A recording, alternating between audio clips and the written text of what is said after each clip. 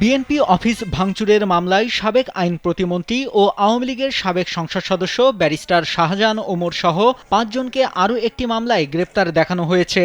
৫ December বিকেলে শাহজাহান ওমর সহ অন্য আসামিদের প্রিজন ভ্যানে করে আদালতে হাজির করা হয়। আইনজীবীদের শুনানি শেষে বিচারক মিরাজুল ইসলাম রাসেল জেল হাজতে পাঠানোর নির্দেশ দেন।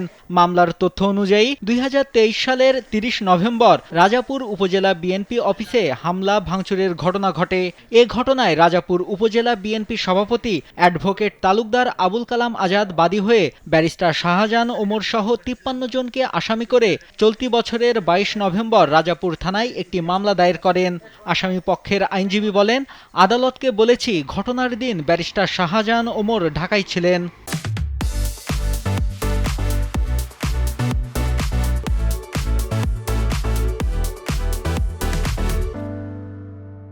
আমরা জামিনের দরখাস্ত করেছি।